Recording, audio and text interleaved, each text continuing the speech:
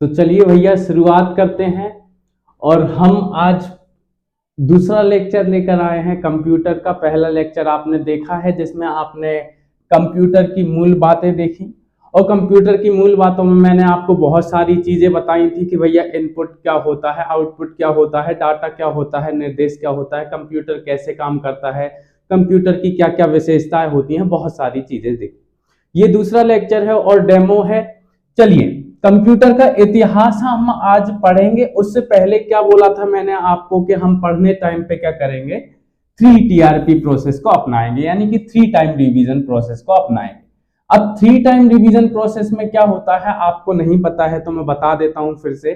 3 time revision process में क्या होता है, एक बार जो पढ़ाया है मैंने वो दूसरे दिन मैं खुद पढ़ाऊंगा और तीसरे दिन आपको पढ़ने को बोलूंगा, और अगली बार जब टेस्ट होगा तो तीसरी बार रिवीजन आपका हो जाएगा। इस प्रकार से आपका जो रिवीजन है वो 3 बार हो जाएगा। चलिए शुरुआत करते हैं। तो आप देखोगे कि भैया कंप्यूटर का रिवीजन कर लें। हम कल जो चैप्टर पढ़ा था और कल जो चैप्टर पढ़ा था उसका रिवीजन करेंगे तो हम देखेंगे कि कंप्यूटर क्या है, एक स्वचालित इलेक्ट्रॉनिक मशीन है। क्वेश्चन पूछा गया है कि एक स्वचालित इलेक्ट्रॉनिक मशीन जो डाटा को और निर्देशों को ग्रहण करके क्या देती है, आउटपुट देती है, क्या कहलाती है, तो कंप्यूटर कहलाती है। इस आंसर को आप याद रखिएगा।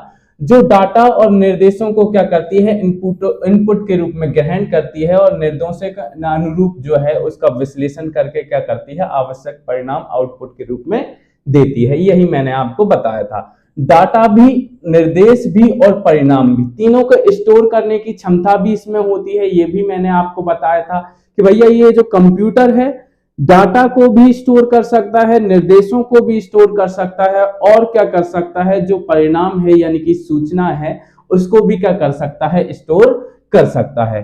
उसके बाद मैंने आपको परिभाषा बताई थी ऑक्सफोर्ड डिक्शनरी के अनुसार। मैं चिल्ला चिल्ला के बोल रहा था कि कंप्यूटर एक स्वचालित इलेक्ट्रॉनिक डिवाइस है जो क्या कर सकती है भैया, तो जो अनेक प्रकार की तर्कपूर्ण गणनाएं कर सकती है। क्या कर सकती है, अनेक प्रकार की तर्कपूर्ण गणनाओं के लिए कार्य करती है। तो ये बताया था मैंने कंप्यूटर के बारे में बेसिक। उसके बाद मैंने दूसरी स्लाइड में आपको बताया था कि भैया कंप्यूटर के कुछ बुनियादी कार्य जो है वो निकल कर आते हैं।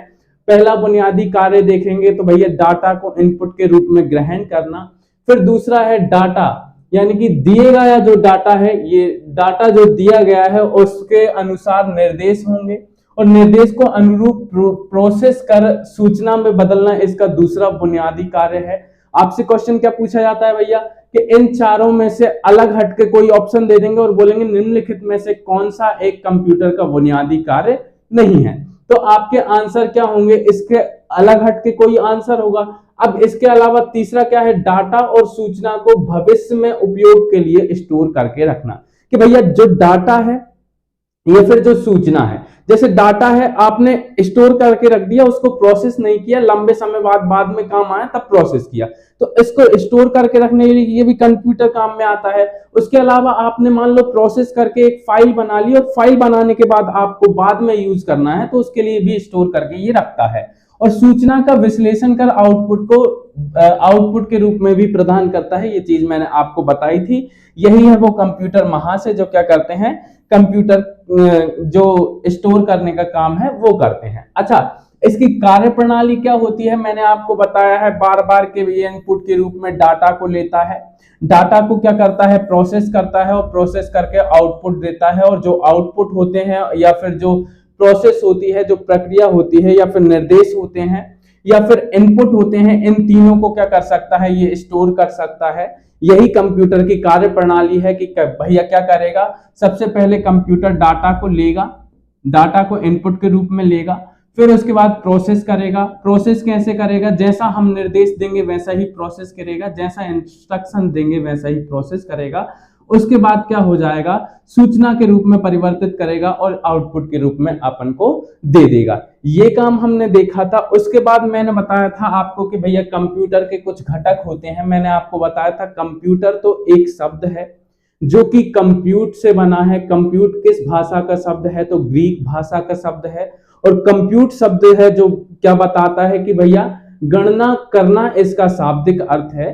तो इस प्रकार से कंप्यूटर सिस्टम के जो है 3 घटक आपको मैंने बताए थे। देखो कंप्यूटर जो होता है ना, वो एक शब्द है, उसका मतलब होता है गणना करना। कोई भी ऐसी मशीन जो गणना करती है वो क्या कहलाती है? कंप्यूटर कहलाती है। परंतु आप देखो कंप्यूटर सिस्टम, तो कंप्यूटर सिस्टम में क्या होता है? मॉनिटर, कीबोर्ड, माउस, सारे उपकरण जितने भी शामिल होते हैं उन्हें क्या किया जाता है? इसमें शामिल किया जाता है कंप्यूटर सिस्टम में। तो कंप्यूटर सिस्टम के मेनली 3 घटक आपको मैंने बताए थे। पहला था हार्डवेयर, दूसरा था सॉफ्टवेयर और तीसरा था डाटा।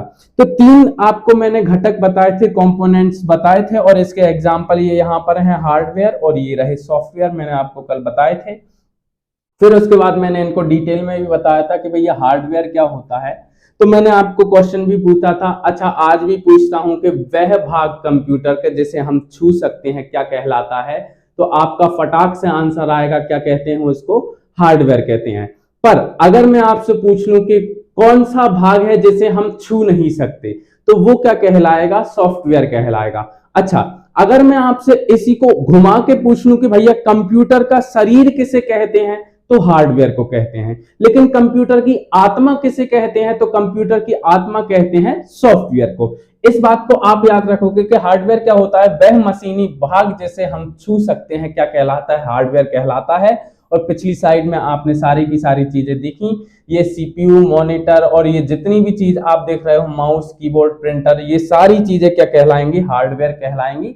इसी के एग्जाम्पल मैंने यहाँ पे दिए हैं, keyboard, mouse, monitor, CPU, printer, speaker, processor. ठीक है, तो एग्जाम्पल आपसे पूछ ली जाए इनमें से कौन सा हार्डवेयर है, तो आप आसानी से लगा सकते हो। ये दिमाग में सोच लोगे इसे हम छू सकते हैं, ठीक है, लगा देते हैं आंसर।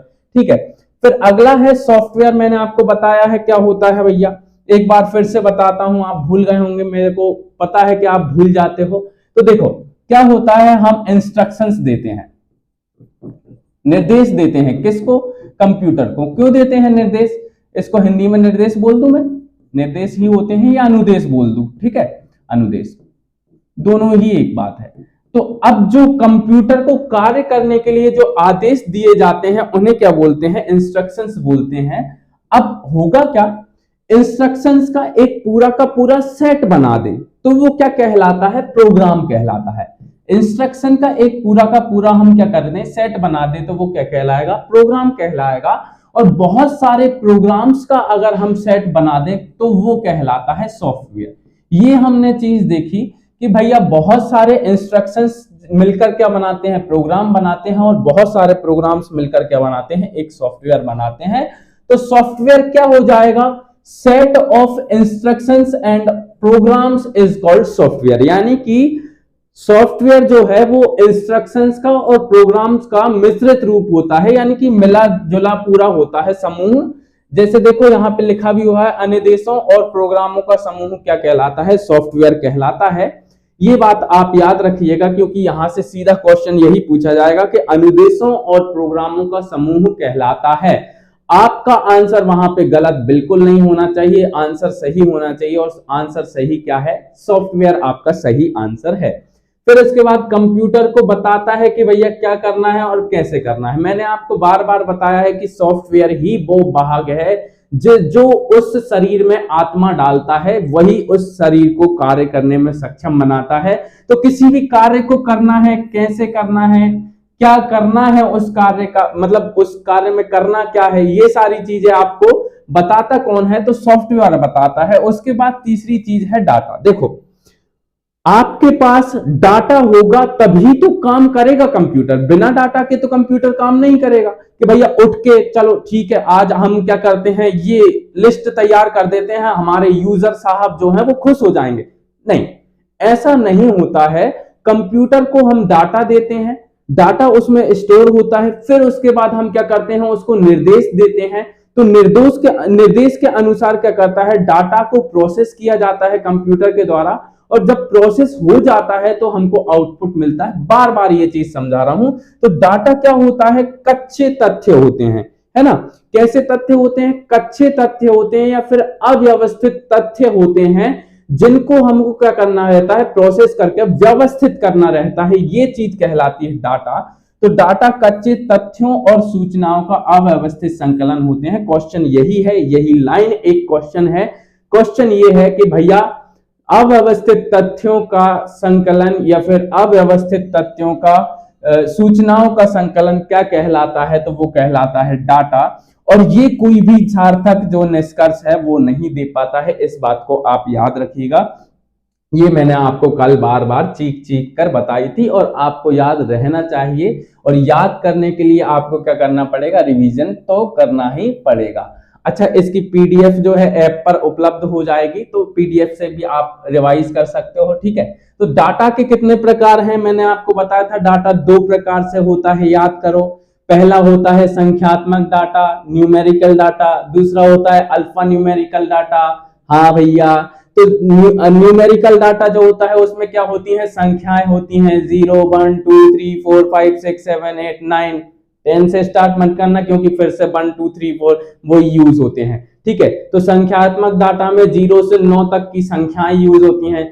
अल्फा न्यूमेरिकल डाटा में क्या होता है? तो अल्फा न्यूमेरिकल डाटा में संख्या भी यूज होती है, अल्फाबेट भी यूज होते हैं और कुछ चिन्ह भी यूज होते हैं। आपने कभी कीबोर्ड देखा हो? देखो, कीबोर्ड अगर आप देखोगे तो उसमें आप देखोगे कि भैया डाटा में दो प्रकार से हम डाटा जो है कंप्यूटर के अंदर डाल सकते हैं, या तो संख्या के रूप में डालें या फिर अल्फाबेट और चिन्हों के रूप में डालें। तो अल्फाबेट और चिन्हों के रूप में जो रहेगा वो चिन्हात्मक डाटा कहलाता है, अल्फा न्यूमेरिकल डाटा कहलाता है।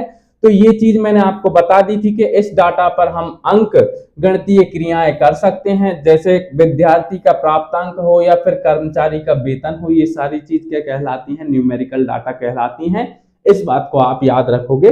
अच्छा, चिन्हात्मक डाटा क्या होता है? चिन्हात्मक डाटा यानी कि अक्षरों, अंकों और चिन्हों का प्रयोग करके बनाया गया डाटा क्या कहलाता है? चिन्हात्मक डाटा कहलाता है। कई बार आपको कंफ्यूजन हो जाता है, लेकिन आप कंफ्यूज नहीं होना है। अल्फा न्यूमेरिकल डाटा में भी अंकों का उपयोग किया जाता है, इस बात को याद रखना है। ये बात इंपॉर्टेंट है, क्योंकि देखो न्यूमेरिक शब्द जो है वो दोनों में आ रहा है, इसलिए।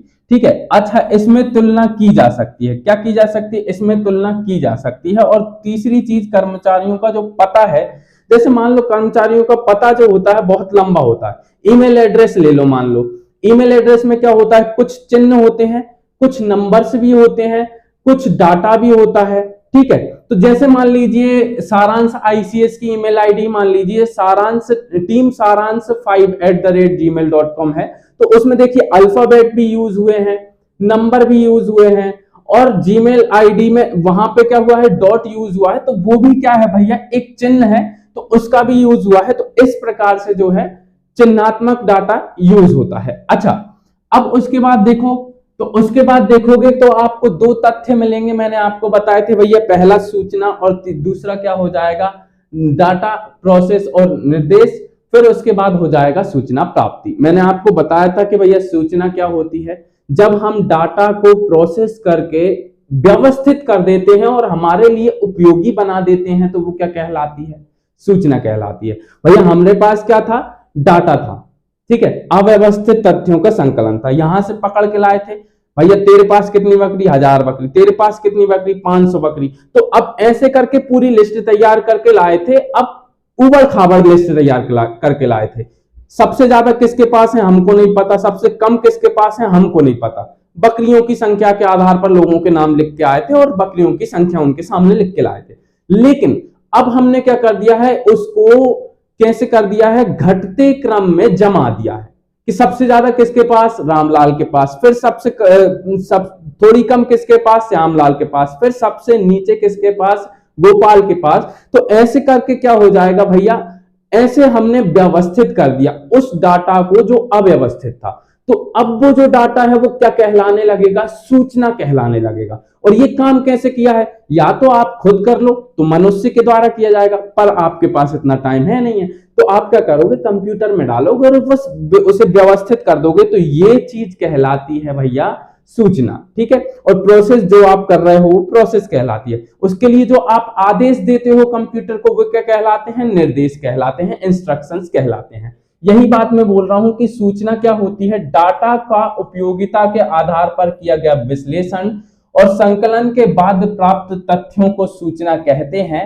और सूचना कैसे प्राप्त होती है? तो हम पहले डाटा डालते हैं, डाटा को प्रोसेस करते हैं, एनालिसिस करते हैं और उसको सूचना के रूप में बदल देते हैं। बार बार मैं यही बात बोल रहा हूं। सूचना प्राप्ति क्या होती है? इंफॉर्मेशन रिट्राइवल, हमारे पास सूचना बन गई है कंप्यूटर में, पर आज हमें उसका उपयोग नहीं है। बट हम क्या करेंगे भैया, उसका उपयोग हमें करना है तो हम क्या करेंगे, अगली बार इसका उपयोग करना चाहेंगे। तो इसके लिए क्या करते हैं, अपन इंफॉर्मेशन रिट्राइवल शब्द का यूज करते हैं कि भैया हमने जो सूचना है उसको अगली बार पढ़ना है। अनुदेश मैंने बता दिया है, कंप्यूटर को कार्य करने के लिए दिए गए आदेश इंस्ट्रक्शन या अनुदेश या फिर निर्देश कहलाते हैं। प्रोग्राम कंप्यूटर को दिए जाने वाले अनुदेशों का समूह यानी कि set of instructions is called. ठीक है, चलिए सॉफ्टवेयर क्या होता है? तो सॉफ्टवेयर प्रोग्राम का समुच्चय होता है जो कंप्यूटर के विभिन्न कार्यों के सफल क्रियान्वयन के लिए किया जाता है। आपको मैंने बताया है, देखो सॉफ्टवेयर ही तो आत्मा है, इसी के बिना कुछ कर ही नहीं सकता कंप्यूटर, तो बिना आत्मा के कोई चीज चल ही नहीं सकती। फिर कंप्यूटर की विशेषताएं बताई थी भैया कि इसकी गति जो होती है 10⁻⁹ सेकंड से नापी जाती थी, लेकिन बाद में क्या हो गई, मिलियन इंस्ट्रक्शंस पर सेकंड से नापने लगे। और वर्तमान में आप देखो तो सुपर कंप्यूटर में फ्लॉप्स में इनकी गति नापी जाने लगी है। तो ये चीज आपको याद रखनी है। फिर स्वचालित मैंने बताया था कि भैया खुद से काम करता है, बीच में कोई रोकता नहीं है इसको, ठीक है। अच्छा, एक बार डाटा देना पड़ता है, बाकी बाद में खुद से ही काम करता है। त्रुटि रहित कार्य करता है, मनुष्य बार बार कार्य करेगा एक ही तो वो थक जाएगा, लेकिन ये नहीं थकता है, ये त्रुटि रहित कार्य करता रहता है। इस बात को आप याद रखिएगा। फिर उसके बाद स्थायी भंडारण क्षमता होती है। एक चीज, एक फोटो आपने अगर खींच लिया, उसके बाद अगर आपने उसको मोबाइल को संभाल के रखा है तो वो फोटो कभी डिलीट नहीं होगा, वो हमेशा के लिए स्थायी रूप से भंडारित हो जाएगा। यही क्षमता कहलाती है आपकी क्या, स्थायी भंडारण क्षमता। फिर उसके बाद होती है विशाल भंडारण। भैया जीबी में आने लगे हैं, मोबाइल में जीबी छोड़ो, अब तो टेराबाइट के रूप में लैपटॉप में आप यूज करते हो, आप हार्ड डिस्क का प्रयोग करते हो, तो विशाल भंडारण क्षमता आ गई है भैया कंप्यूटरों में। विविधता काफी होती है इसमें। विविधता कैसी होती है कि एक ही कार्य अकेला नहीं करता, एक के अलावा बहुत सारे कार्य भी करता है। और जल्द निर्णय लेने की क्षमता भी होती है। मनुष्य जो है सोचता रहेगा कैलकुलेटर के जैसे कि भैया इतने का गुणा इतने में करना है, कितने में कर पाएंगे, कितने समय में कर पाएंगे, तो उसमें जोड़ घटाव करता रहेगा। लेकिन कंप्यूटर क्या है, एक बटन दबाएंगे और उत्तर आपके सामने होगा। तो ये चीज कहलाती है आपकी जल्द निर्णय लेने की क्षमता। फिर इसके बाद होती है भंडारित सूचना को तीव्र गति से हम प्राप्त कर सकते हैं। भैया आप देख ही रहे हो, भंडारित सूचना है, मैंने खोल दी है आपके सामने, तो ये प्राप्त हो गई है। स्फूर्ति तो है, इसे तेज गति से चलता है, इसलिए गोपनीयता है। पासवर्ड डाल दो आप अपने लैपटॉप में या फिर अपने मोबाइल में, मजाल है कोई अगर आपके बिना खोल पाए आपके लैपटॉप या फिर मोबाइल को, तब तक जब तक उसको रिकवर नहीं किया जाए पासवर्ड को, ठीक है। हालांकि कठिन पासवर्ड मत डाला कीजिए, क्योंकि कभी कभी क्या होता है, खुद ही भूल जाते हैं, और जब भूल जाते हैं तो दिक्कत आ जाती है, फिर लॉक नहीं खुलता है। तो इस बात को याद रखिएगा। कार्य की एक रूपता, भैया देखो मैंने एक कंप्यूटर को 1000 बार एक ही कार्य करने को बोला, तो वो 1000 बार एक ही कार्य को एक ही इंटेंसिटी से करेगा। यही कहलाती है कार्य की एक रूपता, और ये कंप्यूटर की विशेषता है, ठीक है। विश्वसनीयता, अगर हमने उसमें डाटा गलत नहीं डाला है तो इतना विश्वास रखिएगा कंप्यूटर गलत प्रोसेस नहीं करता है, अगर वो वायरस से पीड़ित नहीं है तो।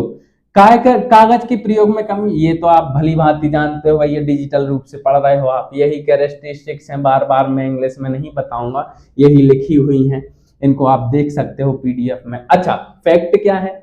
फैक्ट ये है कि भारत में कंप्यूटर का प्रथम प्रयोग कहाँ किया गया था, तो 16 अगस्त 1986 का वो समय था जब बेंगलुरु के प्रधान डाकघर में जो है क्या किया गया था, प्रथम प्रयोग किया गया था 16 अगस्त 1986 में। अच्छा, भारत का प्रथम पूर्ण कंप्यूटर डाकघर कौन सा है, तो पूर्ण कंप्यूटरीकृत डाकघर जो है वो नई दिल्ली में है। इस बात को याद रखिएगा, ये आपके लिए इंपॉर्टेंट क्वेश्चन है। एक बार फिर से मैं पूछ लेता हूं कि भैया सबसे पहले प्रयोग कहाँ किया, तो बेंगलुरु के प्रधान डाकघर में किया। सबसे पहला कंप्यूटरीकृत डाकघर कौन सा है, तो नई दिल्ली है। इस दोनों बात को याद रखिएगा। एक बार फिर से रिवाइज कर लीजिए, बेंगलुरु के प्रधान डाकघर में सबसे पहले कंप्यूटर का प्रयोग 16 अगस्त 1986।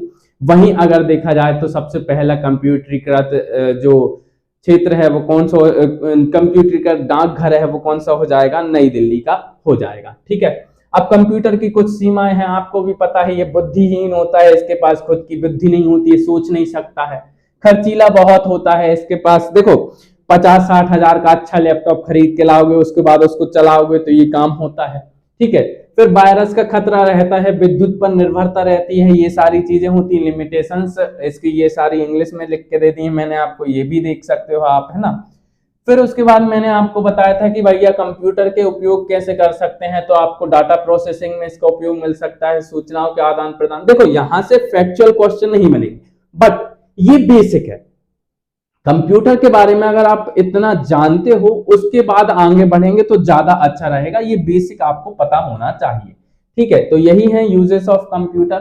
फिर उसके बाद मैंने बताया था कंप्यूटर साक्षरता क्या होती है, तो आप दैनिक जीवन में जो कंप्यूटर यूज करते हो उसके बारे में जानकारी होना क्या कहलाती है, कंप्यूटर साक्षरता कहलाती है। वहीं आप देखोगे एंड यूजर कौन होते हैं, तो एंड यूजर वो व्यक्ति होते हैं जो ना तो एक्सपर्ट होते हैं कंप्यूटर चलाने में, ना उन्हें सभी जानकारी होती है कंप्यूटर के बारे में, परंतु वो कंप्यूटर से संबंधित जितनी भी चीजें यूज कर सकते हैं वो यूज करते हैं। उन्हीं को आधार पे ध्यान रखते हुए क्या माना जाता है, सॉफ्टवेयर या कंप्यूटर्स का निर्माण किया जाता है, एप्लीकेशंस का निर्माण किया जाता है। और यही वे व्यक्ति होते हैं जो क्या करते हैं भैया, कंप्यूटर के विशेषज्ञ नहीं होते हैं, दैनिक जीवन में कंप्यूटर या उससे संबंधित तकनीक प्राप्त सूचना उपयोग करते हैं। देखो कुल मिला के बात यह है, कोई गांव का व्यक्ति है, वो एक्सपर्ट नहीं है कंप्यूटर चलाने में, पर उसको कंप्यूटर तो चलाना है, तो वो कंप्यूटर चलाएगा पर अपने तरीके से चलाएगा, जितना सिंपल उसको कंप्यूटर बना के देंगे उतनी अच्छी तरीके से चला पाएगा। तो वो व्यक्ति जो है वो क्या कहला रहा है, वो कहला रहा है एंड यूजर, ठीक है, इस बात को याद रखिएगा। फिर डिजिटल डिवाइड, भैया मैंने बताया था अमीर गरीब, गांव शहर, लड़की लड़का, तो ये जो इन दोनों के बीच में अंतर होता है कि भैया ये गरीब व्यक्ति है, इसको कंप्यूटर का कम ज्ञान है, ये अमीर व्यक्ति है, इसको कंप्यूटर का अधिक ज्ञान है। तो इन दोनों के बीच जो अंतर है उसे बोलते हैं डिजिटल डिवाइड, और भारत में ये काफी समस्या विद्यमान है, इस बात को आप याद रखिएगा। अच्छा, उसके बाद भारत में पहला कंप्यूटर भारतीय सांख्यिकी संस्थान कोलकाता में 1956 में स्थापित किया गया था, ये एक और फैक्ट है। अब हम स्टार्ट करने वाले हैं कंप्यूटर का इतिहास, तो आगे तक देखिएगा और अच्छे से समझने की कोशिश कीजिएगा, क्योंकि ये थोड़ा सा टफ चैप्टर है, इसमें कुछ चीजें बहुत ज्यादा इंपॉर्टेंट होती हैं और इनको याद रखना जरूरी होती है। मैं आपको इसको जोर दे के पढ़ाऊंगा, बार बार रिवाइज करवाऊंगा। उसके अलावा आपका एक और चैप्टर रहेगा माइक्रोसॉफ्ट ऑफिस वाला, वो बहुत इंपॉर्टेंट चैप्टर होता है, तो इस चैप्टर को हम पढ़ने वाले हैं। चलिए अपने सीट बेल्ट बांध लीजिए और हम कंप्यूटर का इतिहास पढ़ेंगे, और कंप्यूटर के इतिहास को हम एबेकस से स्टार्ट करेंगे, ठीक है। तो आप थोड़ा सा स्लाइड को देखिए, मैं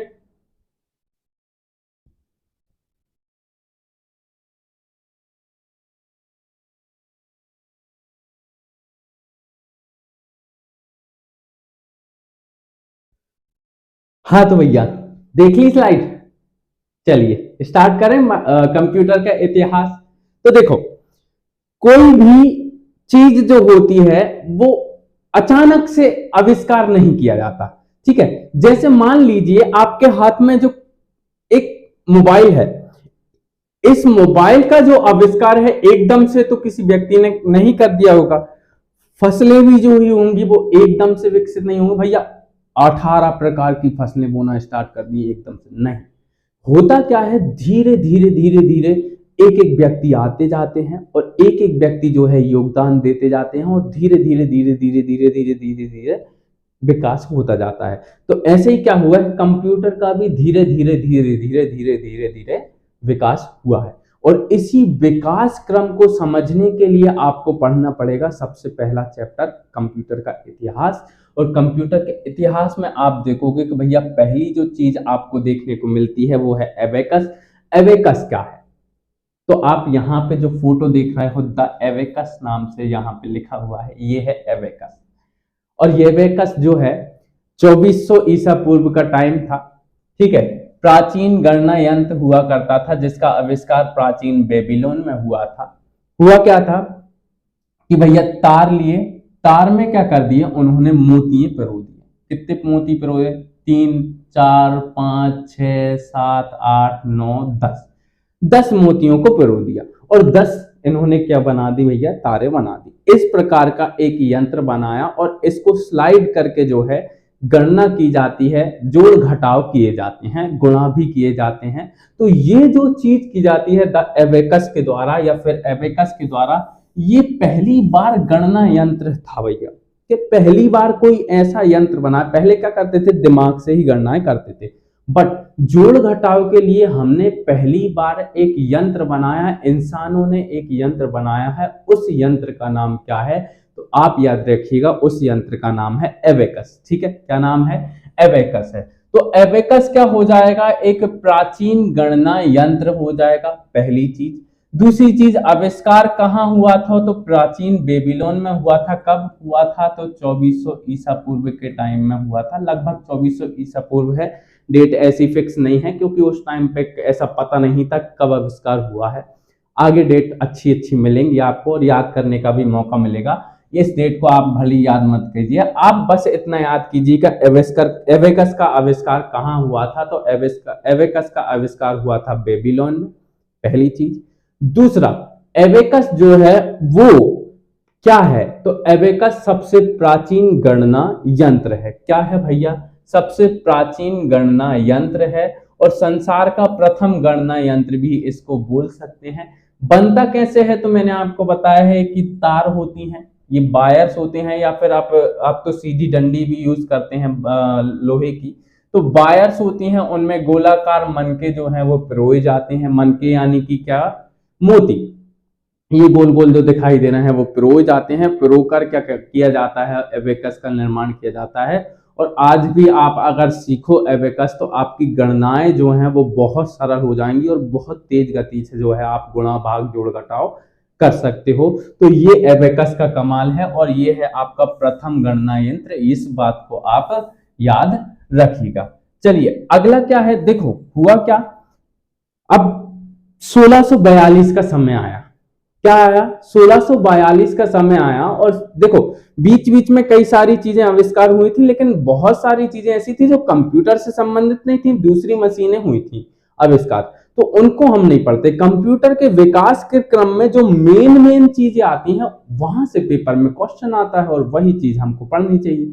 हमको ज्ञानी तो बनना नहीं है, हमको क्या करना है? एग्जाम निकालना है। और एग्जाम निकालने का सही फॉर्मूला क्या है? कि हम वही पढ़ें जो पेपर में आने की संभावना अधिक होती है। तो देखो भैया, अब 1642 का समय आया। 1642 ईस्वी चल रही थी और उस टाइम पे एक व्यक्ति आया जिसका नाम था ब्लेज पास्कल। क्या नाम था? Blaise Pascal. अब ब्लेज पास्कल ने क्या किया? प्रथम यांत्रिक गणना मशीन बना दी। ये क्या है भैया? तो ये आप देखोगे, ये जो मशीन है ये कहलाती है पास्कलाइन। अब ये जो होती थी वो कैसे चलती थी? हाथों से चलती थी। कैसे चलती थी? हाथों से, मतलब हाथों से आप इसको इधर उधर स्लाइड करोगे मोतियों को और उसके बाद जोड़ घटाव करोगे, जो क्या कहलाएगा भैया? एबेकस पे जोड़ घटाव करना कहलाएगा। लेकिन ये जो चीज है क्या है भैया? यांत्रिक है, यांत्रिक मशीन है।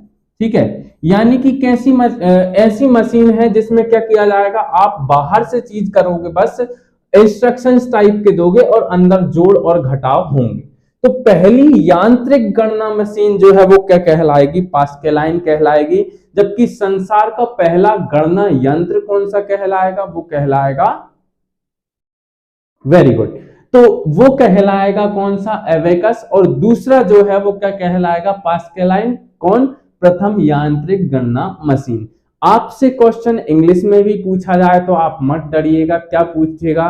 कि भैया प्रथम mechanical, first mechanical calculating device is, या फिर फर्स्ट कैलकुलेटिंग मशीन इज। तो आपका आंसर क्या होना चाहिए? पास्कलाइन। खोज किसने की है भैया? बहुत इंपॉर्टेंट, तो नाम में ही छुपा हुआ है उसका खोजकर्ता। इस बात को आप याद रखिएगा कि ब्लेज पास्कल जो है उसने खोज की है किसकी? पास्कलाइन की। क्यों? क्योंकि पास्कलाइन नाम रखा ही इनके नाम पर है। इनका जो दूसरा नाम, मतलब दूसरा शब्द है नाम का पास्कल, उसी के नाम पर पास्कलाइन रखा है। और पास्कलाइन का फोटो देख के आपको लगे कि भैया इसको चलाते कैसे हैं, तो चलाना तो हमें भी नहीं आता और आपको भी नहीं आता, और ये अभी मिलेगा भी नहीं मार्केट में। अगर मिल भी जाए तो आप चला नहीं पाओगे, तो इसके ज्यादा चक्कर में ना पड़े।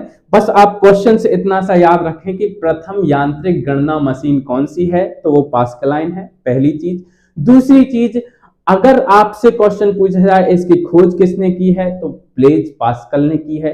तीसरा क्वेश्चन इंपॉर्टेंट, कब खोज की है, तो अब आपको याद रखना है 1642। 1642 का वो समय है जब क्या किया गया भैया, ब्लेज पास्कल ने पास्कलाइन की खोज की है। अच्छा, ये जो मशीन है ये क्या कर सकती है, मैंने आपको बताया था एबेकस क्या कर सकती थी, जोड़ घटाव गुणा भाग ऐसे कर सकती थी। बट आप जो पास्कलाइन देख रहे हो ये मशीन क्या कर सकती है, केवल या तो जोड़ सकती है या फिर घटा सकती है। तो जोड़ घटाव केवल कर सकती है पास्कलाइन, इसलिए ये जो मशीन है इसको क्या बोला गया भैया, एडिंग मशीन भी बोला गया है, क्योंकि ये केवल जोड़ घटा सकती है। तो इस बात को आप याद रखिएगा कि भैया इस स्लाइड में आपके लिए कितने क्वेश्चन तैयार होते हैं। पहला क्वेश्चन, पहली गणना यंत्र कौन सा हो जाएगा, एबेकस हो जाएगा। पहला यांत्रिक गणना मशीन कौन सी हो जाएगी, पास्कलाइन हो जाएगी। किसने खोज की थी, ब्लेज पास्कल ने खोज की थी। एबेकस की खोज कहां पे हुई थी, बेबीलोन में हुई थी। अगर आपसे पूछा जाए कि भैया कब खोज की गई थी पास्कलाइन की, तो 1642 में खोज की गई थी। अच्छा, ये क्या कर सकती है, जोड़ घटाव गुणा भाग चारों कर सकती है, नहीं। ये क्या कर सकती है, केवल जोड़ और घटाव कर सकती है, इस बात को याद रखिएगा। अच्छा, उसके बाद क्या इसी के कारण इसको क्या बोलते हैं, एडिंग मशीन भी कहते हैं, और ये फोटो में आपको अच्छे से याद हो भी गई होगी। अच्छा, अरे इतने बड़े बड़े और इतने खतरनाक कंप्यूटर, मतलब कंप्यूटर नहीं है, मशीनें टाइप की दिख रही हैं आपको, लेकिन हाँ ये जोड़ घटाव करने के लिए कंप्यूटर टाइप के होते थे। तो आप देखेंगे सबसे पहले डिफरेंस इंजन। अब 1822 का समय आता है, 1822 का समय आता है, और कंप्यूटर के माई बाप जो होते हैं, माई बाप, पितामह, दादाजी, जो बोलना है उनको बोल लो, लेकिन उनका नाम याद रख लो। ये हाथ जोड़ के गुजारिश है कि भैया इनका नाम बहुत इंपॉर्टेंट है, और वो नाम क्या है, चार्ल्स बेबेज। एक बार फिर मेरे साथ बोलेंगे, चार्ल्स बेबेज। तो भैया इंपॉर्टेंट नाम है चार्ल्स बेबेज। पीछे नाम कौन सा था, ब्लेज पास्कल था। यहाँ पे कौन सा नाम इंपॉर्टेंट है, चार्ल्स बेबेज। चार्ल्स बेबेज आते हैं 1822 में, और ये सामने जो मशीन दिख रही है इसको बना देते हैं। भैया पहले जो मशीन थी, यांत्रिक गणना मशीन, वो कैसे चलती थी, उसको मनुष्य ही चलाता था, यांत्रिक थी, वो यंत्र था एक तरीके का, ठीक है। लेकिन ये जो मशीन है भैया, ये जो मशीन है वो किससे चलती है, भाप से चलती है। भाप से चलती है ये मशीन भैया, भाप से चलने वाली मशीन है, भाप से चलने वाला इंजन है जो गणनाएं करने में सक्षम है। तो एक ऐसी मशीन बनकर तैयार हो गई है अब, जिसमें मनुष्य को हाथ नहीं चलाने हैं, केवल भाप से चलेगी ये, और गणनाएं करने में सक्षम होगी, और इसका नाम है डिफरेंस इंजन। तो आपसे क्वेश्चन पूछा जाएगा, भाप से चलने वाला पहला इंजन कौन सा, डिफरेंस इंजन, किसने खोज की है, हाँ, कब खोज की है, ठीक है। अच्छा, उसके बाद अगर आपसे पूछा जाए क्या करने में सक्षम थी, तो ठीक है। चलिए अब देखते हैं एनालिटिकल इंजन। एनालिटिकल इंजन में देखेंगे तो ये भैया, ये आपको जो फोटो दिखाई दे रहा है, बढ़िया प्यारा प्यारा फोटो, देखो आपके लिए खूब सारे फोटोज डाले हैं, और इन फोटोज में आप देखोगे कि ये मशीन हम चला के देख लें तो नहीं चला पाओगे भैया, मैं तो खुली चुनौती देता हूं भैया, आपको दिखेगा, समझ में ही नहीं आया कौन सी बटन है ही नहीं यहाँ पे। ये हैंडल टाइप का दिख रहा है, इसको घुमाएंगे, इधर भी हैंडल दिख रहा है भैया, इसको घुमाए के इसको घुमाए, और इतनी ये फोटो में छोटी दिख रही है, इतनी बड़ी होगी ये। तो इस बात को आप मत जाइएगा कि भैया ये मशीन जो है आप चला लोगे, नहीं भैया नहीं चला पाओगे। आप इतना याद रखिए कि डिफरेंस इंजन के बाद एनालिटिकल इंजन आया, और 1842 यानी कि 20 साल के बाद चार्ल्स बेबेज फिर आए। चार्ल्स बेबेज दो जगह आए, difference engine, analytical. Difference engine में आए तो उन्होंने पहला भाप से चलने वाला इंजन बनाया जो गणनाएं करने में सक्षम था। फिर उसके बाद उन्होंने एनालिटिकल इंजन बनाया। एनालिटिकल इंजन जो है वो एक स्वचालित मशीन थी, जो क्या करती थी भैया, पंच कार्ड के दिशा निर्देशों के अनुसार कार्य करती थी। अब भैया एक भयानक सा शब्द आया है, पंच कार्ड। तो पंच कार्ड होता क्या है, अभी रुक जाइए, मैं अभी नहीं बता रहा, आपको लोड ज्यादा बढ़ जाएगा। अभी इस स्लाइड के क्वेश्चंस याद रखिए। देखो स्लाइड वाइज क्वेश्चंस याद करते हैं ना, है ना, तो कंपाइल होता जाएगा। अब पंच कार्ड जो है इसको हाथ पे लिख लेते हैं, पंच कार्ड भैया, पंच कार्ड जो है आपको बताना है और पंच कार्ड जो है आपको आगे देखने को मिलेगा भी, ठीक है, पंच कार्ड आपको आगे देखने को मिलेगा भी, आप टेंशन मत लिया करो। तो पंच कार्ड के दिशा निर्देशों के अनुसार ये जो मशीन है वो कार्य करती थी। इसमें एक पंच कार्ड लगा होता था, उस पंच कार्ड में क्या होते थे, दिशा निर्देश फिक्स होते थे कि भैया ये जो पंच कार्ड है, एक ऐसा कार्ड होता है पंच कार्ड, उसमें दिशा निर्देश रहते हैं, उनको क्या कर दिया जाता है, इस मशीन में डाल दिया जाता है और उन्हीं दिशा निर्देशों के अनुसार ये मशीन कार्य करती थी। मूलभूत अंक गणितीय गणनाएं, कौन सी मूलभूत अंक गणितीय गणनाएं होती हैं भैया, आपको भी पता है, जोड़ घटाओ गुणा भाग, यही तो मूलभूत अंक गणितीय गणनाएं होती हैं। उसके अलावा क्या होती हैं, बहुत सारी गणनाएं होती हैं, लेकिन मेनली 4 मूलभूत गणनाएं होती हैं। जोड़ घटाव गुणा भाग में मूलभूत अंक गणितीय गणनाएं होती हैं, जिनको करने में ये सक्षम थी मशीन, ठीक है। अच्छा, पास्कल क्या क्या करने में सक्षम थी, एक बार रिवाइज करो, क्या क्या कर सकती थी, तो वो जोड़ भी सकती थी और घटा भी सकती थी, दोनों याद रखना। अच्छा, ये क्या कर सकती है, मूलभूत अंक गणितीय गणनाएं करने में सक्षम है। किसने आविष्कार किया है, चार्ल्स बेबेज ने 1842 में। इसे विश्व का पहला कंप्यूटर माना जाता है। इस बात को आप याद रखिएगा और यही सबसे इंपॉर्टेंट क्वेश्चन है, 5 स्टार क्वेश्चन है, मजेदार क्वेश्चन है। और इस क्वेश्चन को आप क्या कर लीजिए, छाप लीजिए भैया कि ये क्वेश्चन आ ही जाएगा और आ जाएगा किसी ना किसी एक शिफ्ट में, और आपसे पूछ लिया जाएगा कि विश्व का पहला कंप्यूटर किसे माना जाता है।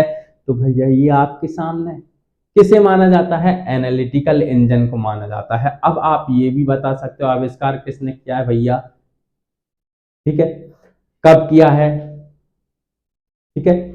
फिर उसके बाद ये स्वचालित मशीन है। ये हो गई आपकी एक स्लाइड कंप्लीट, फोटो आपने देख ही लिए हैं।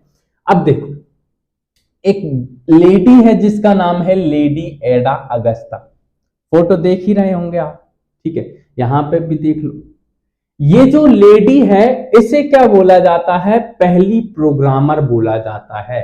विश्व की पहली प्रोग्रामर कौन है, लेडी एडा अगस्ता है। अच्छा भैया क्यों बोला जाता है, इस बात को आप देखते हैं। पहला तो क्वेश्चन बन गया, क्या बन गया क्वेश्चन, विश्व की पहली प्रोग्रामर कौन हो जाएगी, पहली प्रोग्रामर लेडी एडा अगस्ता, ठीक है। तो लेडी एडा अगस्ता क्या हो जाएगी भैया, विश्व की पहली प्रोग्रामर हो जाएगी। अच्छा देखो कैसे हो जाएगी, तो इन्होंने क्या किया था, एनालिटिकल इंजन था, पिछली स्लाइड में देख के आए हैं, यहाँ पे आपको छोटा सा दिखा देता हूं कि एनालिटिकल इंजन था। और एनालिटिकल इंजन में पहला प्रोग्राम जो डाला था वो किसने डाला था, इन्हीं ने डाला था भैया, लेडी एडा अगस्ता ने डाला था, ठीक है। और ये जो प्रोग्राम था ना, इसको डालने का श्रेय इनको जाता है। उसके अलावा एक और चीज का श्रेय जाता है इनको, वो क्या है, इन्होंने 2 अंकों की संख्या प्रणाली यानी कि बाइनरी सिस्टम का आविष्कार किया था। जब मैं आपको आगे बताऊंगा कंप्यूटर की वीडियो में तो बाइनरी सिस्टम आपको बार बार परेशान करेगा, तो मैं आपको यहीं पे बता देता हूं आखिरकार कि बाइनरी सिस्टम होता क्या है। तो बाइनरी सिस्टम कुछ नहीं होता है भैया, कंप्यूटर में दो अंक मान लेते हैं अपन, पहला मान लेते हैं 0, दूसरा मान लेते हैं 1, और कंप्यूटर इसी 0-1 के सिद्धांत पर कार्य करता है, बाइनरी सिस्टम पर कार्य करता है, जिसमें 0 का मतलब होता है ऑफ और 1 का मतलब होता है ऑन। तो ये दोनों चीजें काम करती हैं बाइनरी प्रणाली में कि भैया संख्या प्रणाली जिसका विकास किसने किया है, लेडी एडा अगस्ता ने किया है बाइनरी सिस्टम का।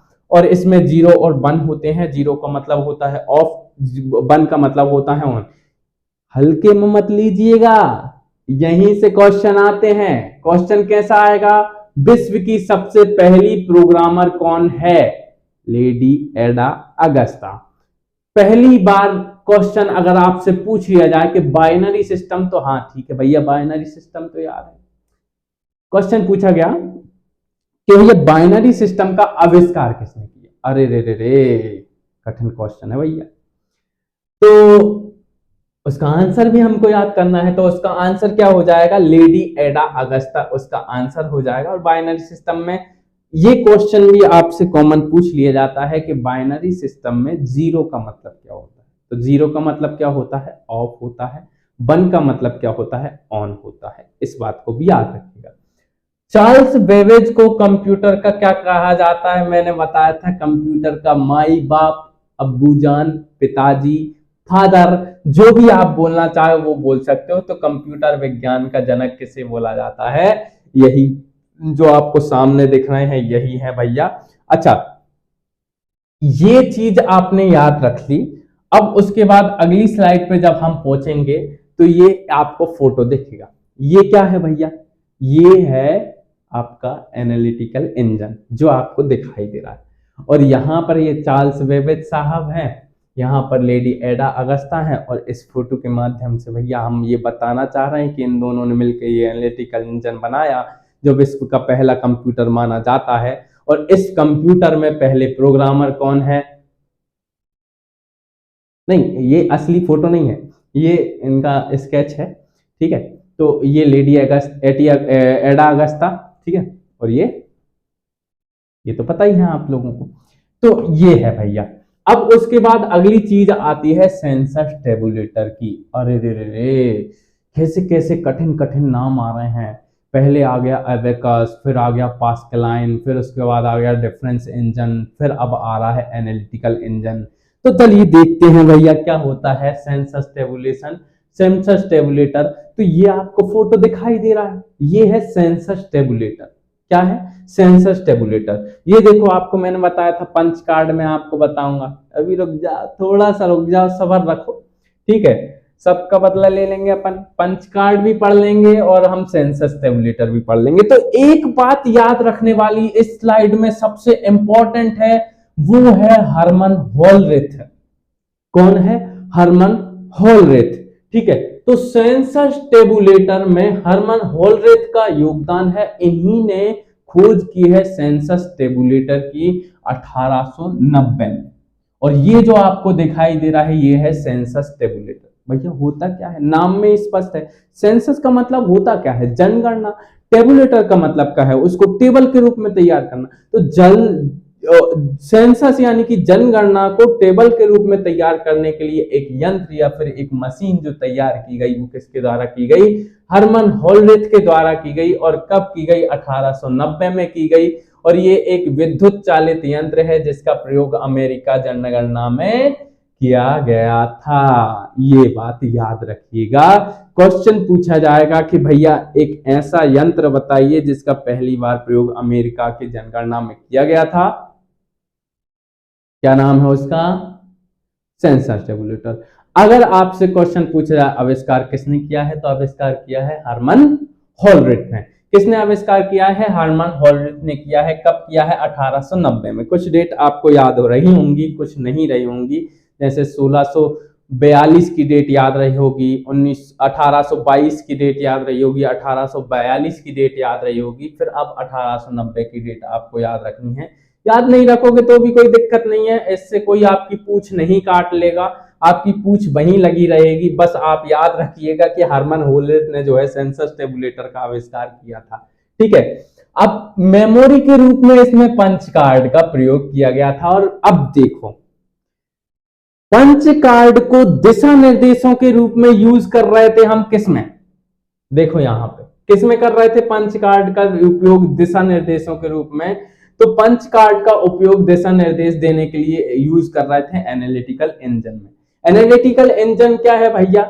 विश्व का पहला कंप्यूटर है। 2 व्यक्ति इसमें शामिल हैं, चार्ल्स बेबेज, लेडी एडा अगस्ता। लेडी एडा अगस्ता प्रोग्रामर है, चार्ल्स बेबेज आविष्कारक है। लेकिन ये जो पंच कार्ड है उसको मेमोरी के रूप में विकसित करने का श्रेय जाता है किसको? हरमन होलरेथ को। क्यों? क्योंकि इस पंच कार्ड में भैया पंच किए जाते हैं। क्या किया जाते हैं, पंच किए जाते हैं। ये स्टोरेज, ये जो कार्ड आपको दिखाई दे रहा है ना, ये पंच हैं, इसमें छोटे छोटे छोटे छोटे, ये पंच के रूप में क्या होती है, मेमोरी स्टोर होती है, इसमें होल्स के रूप में मेमोरी स्टोर होती है। तो देखो, कागज का बना एक कार्ड जिस पे लिखा है शादी का नाम, शादी करने वाले का नाम, नहीं, ऐसा बिल्कुल नहीं है। कागज का बना एक कार्ड जिसमें पंच द्वारा छेद बनाकर कंप्यूटर डाटा और प्रोग्राम को स्टोर किया जाता था, वो कहलाता था पंच कार्ड। और आपसे क्वेश्चन पूछा जाएगा, कागज का बना एक ऐसा कार्ड जिसमें पंच से छेद करके डाटा और प्रोग्राम को स्टोर करने के लिए उपयोग किया जाता था, क्या कहलाता था? आपका आंसर सिंपल है, क्या है? पंच कार्ड है। ठीक है, फिर उसके बाद अगर आपसे बोला जाए कि भैया पंच कार्ड में हमने डाटा को डाल दिया है, इसमें हमने डाटा डाल दिया, इसको पढ़े कैसे? इसमें ये तो छेद दिख रहे हैं सब, इसको पढ़े कैसे? तो इसको पढ़ने के लिए क्या चीज यूज होगी? पंच कार्ड रीडर द्वारा इसमें स्टोर जो डाटा है उसे हम पढ़ पाएंगे। हर एक चीज में, अगर आपने सीडी खरीदी है या डीवीडी खरीदी है तो डीवीडी रीडर होगा उसके लिए, है ना। मेमोरी कार्ड खरीदा है तो मेमोरी कार्ड रीडर होगा उसके लिए। तो हर एक चीज के लिए एक रीडर होता है कंप्यूटर में। तो उसी प्रकार से पंच कार्ड रीडर हुआ करता था, पंच कार्ड में रीड करने के लिए। और पंच कार्ड का उपयोग डाटा संग्रहित करने सबसे पहले टेक्सटाइल उद्योग में किया गया था, कपड़े उद्योग में किया गया था। कपड़े बुनने वाली मशीन को नियंत्रित करने के लिए किया गया था कि भैया कपड़े में इस टाइम पे यहाँ पे ये सिलाई करनी है, ऐसे करना है, या कपड़े बुनती है ना, कपड़े की बुनाई होती है पूरी पूरी। तो उसमें क्या हुआ था, इस पंच कार्ड का उपयोग करके भैया इसको क्या किया गया था, नियंत्रित किया गया था इस मशीन को, कि इस मशीन के सहारे भैया कंप्यूटर में कपड़े जो हैं वो अच्छे से हो पाए। तो ये है पंच कार्ड। और पहला है सेंसस टेबुलेटर। और आपको मैं बता दूं कि हर्मन होलरेथ ने ही क्या किया था, पंच कार्ड के रूप में मेमोरी के रूप में पंच कार्ड का जो है उपयोग किया था। अच्छा, अब उसके बाद आता है मार्क 1। हाय हाय हाय हाय, अब तो सर के ऊपर से जाने लगा है भैया, मार्क 1 आ गया है। तो मार्क 1 कौन है? विश्व का प्रथम पूर्ण स्वचालित विद्युत यांत्रिक कंप्यूटर है भैया, गणना यंत्र है। ओहो, कठिन है, थोड़ा सा तो कठिन है, लेकिन इसको याद करने की थोड़ी सी सरलता हम करते हैं कि भैया पहला कंप्यूटर कौन सा हो जाएगा। तो पहला कंप्यूटर आपको देखने को मिला था, कौन सा हो जाएगा? देखो इधर, कहाँ गया रे, ये रहा।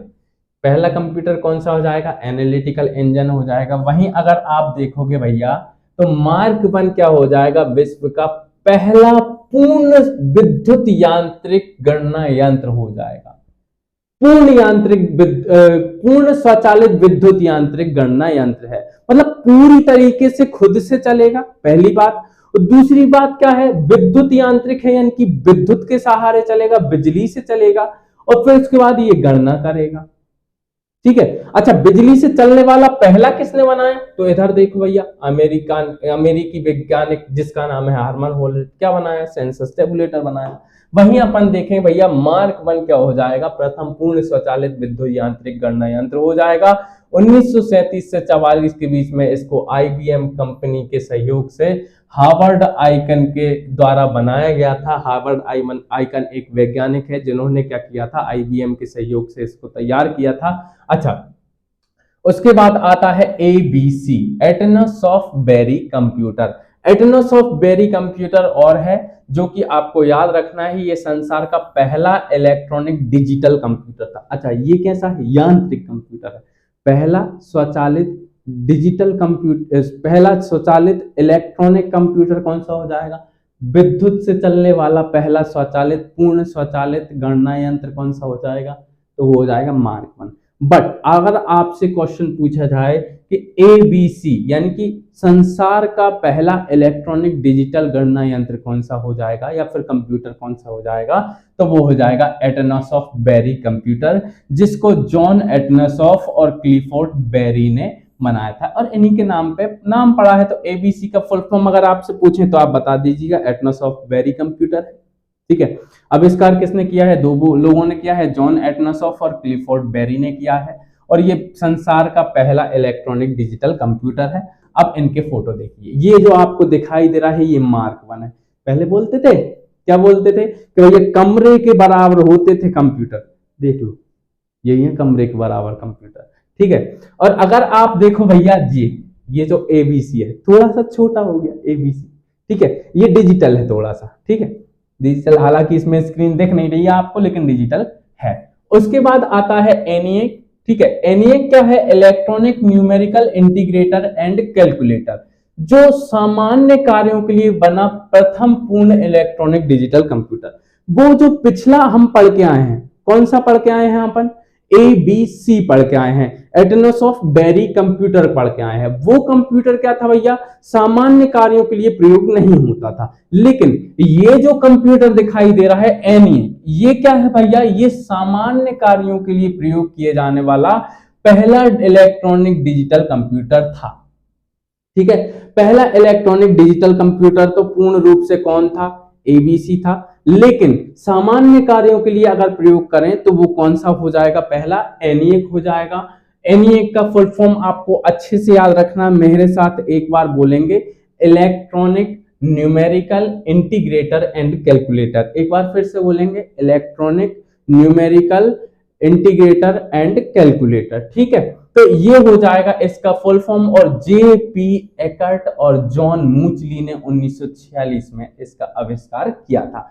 तो दो नाम आपको फिर से याद रखने हैं, JP एकर्ट और जॉन मूचली, ठीक है। तो दो नाम आप याद रखोगे, एक बार फिर से मेरे साथ दोहराओगे, JP एकर्ट और जॉन मूचली। एक बार फिर से, JP एकर्ट और जॉन मूचली।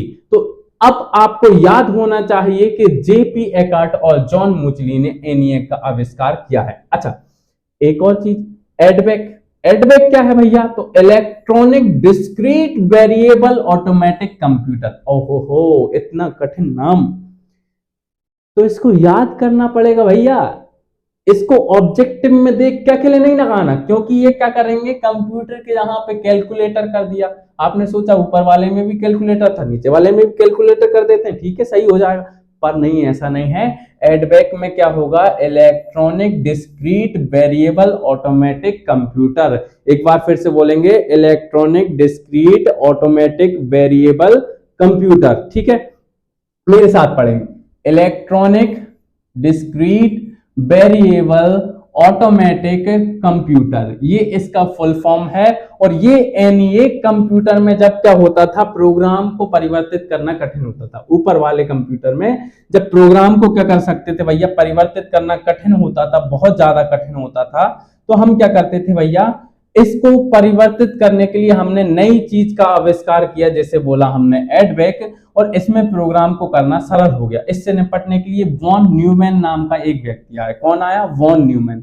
इसने संग्रहित प्रोग्राम की अवधारणा दी और एडवेक का विकास किया। क्वेश्चन बन गया भैया, संग्रहित प्रोग्राम की अवधारणा किसने दी? वॉन न्यूमैन ने दी। आपसे क्वेश्चन पूछा जाए, आधुनिक कंप्यूटरों के विकास में सर्वाधिक योगदान किसका रहा? तो वो भी रहा वॉन न्यूमैन का। तो आधुनिक कंप्यूटर के विकास में सर्वाधिक योगदान किसका रहा? वॉन न्यूमैन का रहा। आहा, डाटा और अनुदेश दोनों को बाइनरी प्रणाली में संग्रहित करने का श्रेय इन्हीं को जाता है। अच्छा, बाइनरी प्रणाली का विकास किसने किया? लेडी एडा अगस्ता ने किया, ठीक है। एक बार फिर से, बाइनरी प्रणाली का विकास किसने किया? ठीक है, लेडी एडा अगस्ता ने किया। लेकिन बाइनरी प्रणाली में डाटा और अनुदेश दोनों को संग्रहित करने का श्रेय किसको जाता है? ये जाता है वॉन न्यूमैन साहब को। तो वॉन न्यूमैन साहब के हम हाथ जोड़ते हैं कि भैया आपने क्या किया, आधुनिक कंप्यूटर के विकास में सर्वाधिक योगदान दिया, और आपकी वजह से जो एडवेक है वो एनिएक का परिवर्तित रूप निकल कर आया, जिसमें हम क्या कर सकते थे, प्रोग्राम को संग्रहित कर सकते थे और उसको संग्रहित प्रोग्राम की अवधारणा के आधार पर उसको परिवर्तित भी कर सकते थे। तो ये चीज कहलाई एडवेक, और इसका आविष्कारक जो था वो वॉन न्यूमैन हुए। अच्छा, यूनिवेक आया। फिर यूनिवैक का फुल फॉर्म भी आपको याद रखना है भैया। तो काफी सारे फुल फॉर्म हो गए हैं, आपको भारी भारी लग रहे होंगे फुल फॉर्म। आपको क्या होगा, अगली क्लास में मैं वन लाइनर के रूप में ये फुल फॉर्म दूंगा। भैया एबीसी का फुल फॉर्म क्या है, एटना सॉफ्टवेयर कंप्यूटर। एनईएक का फुल फॉर्म क्या है, एडवेक का फुल फॉर्म क्या है ना। तो ये मिल जाएगा। फिर उसके बाद यूनिपैक का फुल फॉर्म मिल जाएगा। तो यूनिपैक का तो सिंपल है कि यूनिवर्सल ऑटोमेटिक कंप्यूटर जो है इसका फुल फॉर्म हो जाएगा। यूनिवर्सल ऑटोमेटिक कंप्यूटर प्रथम व्यापारिक कंप्यूटर था। आय हाय हाय, क्वेश्चन तो डिफिकल्ट बनते जा रहे हैं। प्रथम व्यापारिक कंप्यूटर कौन सा है, सोच लीजिए। क्या सोचेंगे, बात सामने ही लिखा हुआ है कि यूनिवैक जो है प्रथम व्यापारिक कंप्यूटर है। तो प्रथम व्यापारिक कंप्यूटर कौन सा है, यूनिवर्सल ऑटोमेटिक कंप्यूटर प्रथम व्यापारिक कंप्यूटर है, जिसका निर्माण 1954 में जीईसी यानी कि जनरल इलेक्ट्रिक कॉर्पोरेशन के द्वारा किया गया था। लास्ट है माइक्रो प्रोसेसर, जो विकास हुआ है वर्तमान में। आप देखते हो कि 1970 में इंटेल कंपनी द्वारा प्रथम माइक्रो प्रोसेसर जिसका नाम है इंटेल 4004 इसका निर्माण किया गया। और ये सब छोटे आकार के कंप्यूटर के निर्माण इन्हीं की वजह से संभव हुआ, और इन्हीं को बोलते हैं माइक्रो कंप्यूटर। और वर्तमान में इंटेल को देख लो, पेंटियम को देख लो, सेलेरॉन को देख लो, AMD को देख लो, प्रमुख माइक्रो प्रोसेसर उत्पादक ब्रांड हैं। अब देखो यहां पे ये है भैया चीजें, यही आप इंतजार कर रहे थे कि कब सर फोटो दिखाएं और हम इनको याद कर लें। तो यहाँ पे आपको देखने को मिल रहा होगा एनईएक ये रहा, एनईएक के बाद आया एडवेक ये रहा, फिर उसके बाद आया यूनिवैक ये रहा, यूनिवैक ये दिख रहा है। कमरे के बाद आप कंप्यूटर याद करो, फिर अब आया माइक्रो प्रोसेसर। ये ही वो चीज है माइक्रो प्रोसेसर, इसी के कारण माइक्रो कंप्यूटर जो आपके हाथ में है इनका आविष्कार हो पाया। तो ये सबसे पहले जो बनाया था, देखो इस पे लिखा भी हुआ है C4004, लिखा हुआ है C4004।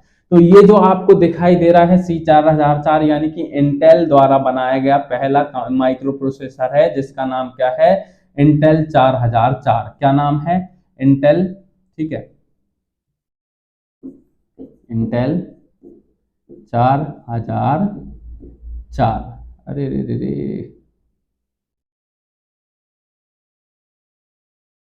हाँ 4004। तो इंटेल 4004 जो है वो क्या हो जाएगा भैया, पहला माइक्रो प्रोसेसर हो जाएगा। और माइक्रो प्रोसेसर ये एप्पल 2 लास्ट है। एप्पल 2 क्या है, 1977 में प्रथम व्यावसायिक माइक्रो कंप्यूटर है, जिसका निर्माण जैसे एप्पल 2 के नाम से जाना जाता है। तो ये आपको दिखाई दे रहा है एप्पल 2 है। तो ये कुछ क्वेश्चंस हैं जो आपके पेपर में पूछे जाते हैं, आप टेंशन मत लीजिएगा, आपको वन लाइनर के रूप में भी ये मिलेंगे, तो आपको याद करने में परेशानी नहीं होगी। और अब अगली जो क्लास है वो होगी कल। यहां तक हम देख चुके हैं, अब हम देखेंगे कंप्यूटर के विकास का वर्गीकरण। यहां तक तो मैंने क्या बताया कि चुटपुट चुटपुट चुटपुट चुटपुट लोग आए और इन चुटपुट लोगों ने क्या किया, धीरे धीरे विकसित कर दिया माइक्रो प्रोसेसर। अब माइक्रो प्रोसेसर के बाद से चीजें स्टार्ट होंगी इंपॉर्टेंट। तो इसलिए मैं बता रहा हूं कि जब हम कंप्यूटर का विकास देखते हैं या कंप्यूटर का इतिहास देखते हैं तो उसको हम वर्गीकृत कर देते हैं उन चीजों में, जैसे हार्डवेयर के उपयोग के आधार पर, कार्य पद्धति के आधार पर, आकार और कार्य के आधार पर, कि भैया शुरुआत में कैसे कंप्यूटर थे, फिर कौन से कंप्यूटर आए। तो जब मैं आपको बताऊंगा हार्डवेयर के उपयोग के आधार पर, तो प्रथम पीढ़ी, द्वितीय पीढ़ी, तीसरी पीढ़ी, चौथी पीढ़ी, पांचवी पीढ़ी, ये सब बताऊंगा आपको। और ये आपको देखने को मिलेगा फर्स्ट जनरेशन, सेकंड जनरेशन, है ना। फोटो थोड़ा सा फटा हुआ दिखाई देगा, लेकिन आप भावनाओं को समझिएगा और जुड़े रहिएगा। चलिए धन्यवाद। आप अगली वीडियो लेक्चर जो है कल आपको मिलेगा, ठीक है।